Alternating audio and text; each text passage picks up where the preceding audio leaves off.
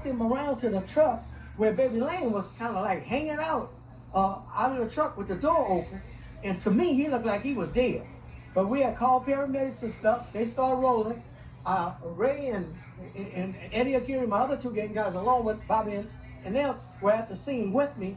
But I told Bobby and them to go to the scene. So Ladd and Brendan, they left to go to the actual scene. Ray Richardson, myself, and it may be a patrol officer or something. I even think the chief had came by, Yuri Keller, while we were right here on the corner, and the paramedics was here. I had, I'm not sure who it was. I think it was Eddie eventually or somebody to take the road to the station. And then Ray, I saw Ray get on the rig to talk to Baby Lane as they were pulling him away. And I found out later that Ray had asked him basically, you know, about did he shoot Tupac? Did he shoot Tupac? And he kind of just looked at him and he called him by a nickname they had or something. And Ray said, hey, look, you know, almost like F you, and didn't respond to him as far as giving him any information. Then I left and I went to the scene where Ladd and Brennan and a bunch of patrol officers and everybody was at that scene. And I kind of helped supervise at that point. Bobby can tell you a little more about the scene. Or Fred might want to interject something. Well, to set the stage for this whole incident, and all the real Comptonites and the OGs, as soon as they hear what I'm about to say, they're going to know that I'm telling the truth. And anybody else can say whatever, but the OGs from Compton will know I'm telling the truth. What happened that day is there's a burger place on a laundry across the street from the back of Compton High School called Mom's Burgers. And, you know, all the gangsters in the city would eat there. Hell, all the cops would eat there. They had the best burgers in Southern California. So everybody went to Mom's Burger. Baby Lane just happened to be at Mom's Burger. And at the time across the street, there was a car wash called Rob's Car Wash. Everybody took their car to Rob's to get it washed.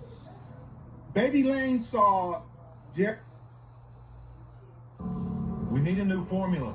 It's time to get back to the lab. I'm talking about my homies from Pocket. Is as much individual whose name I won't mention because he's still alive at the car wash. The individual owed Baby Lane some money for dope. Baby Lane, instead of confronting all three of them, he went back to the neighborhood and he picked up Michael DeRoe. They drove back over to the car wash where the Stone brothers and this other guy, they were still there. They confronted him about the money, at which time a shootout occurred. The Stones were from a small gang in Compton called the Corner Pocket Crips, or the Pocket Hood Crips, up at the northwest section of the city, the far northwest section of the city. And they were feared. They had respect on the street. Michael Stone's arms, probably 21 inches. They were no punks. So you get Michael DeRoe and Baby Lane, who were no punks either. Shut her up. So you get these four, you know, legendary gang members in the streets of Compton.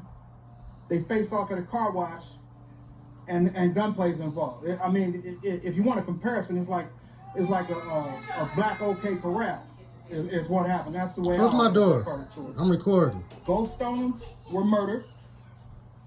Baby Lane took more than a few shots. Michael DeRoe did not get hit. He took the wheel. He drove off, and they were in Baby Lane's black Blazer. Parked. It was actually in the car wash when the shooting happened.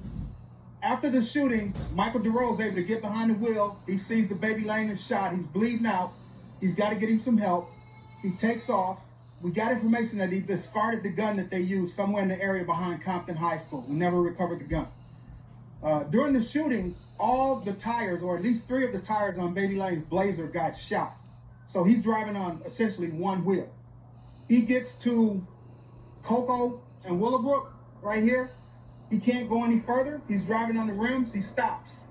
By this time, you know, there's sirens all over the place. Because the police station was only, it is still, but now it's a sheriff's station, but the police station was only 3 blocks away. So everybody on the back lot heard the shots. So they started responding over here before a radio call even went out.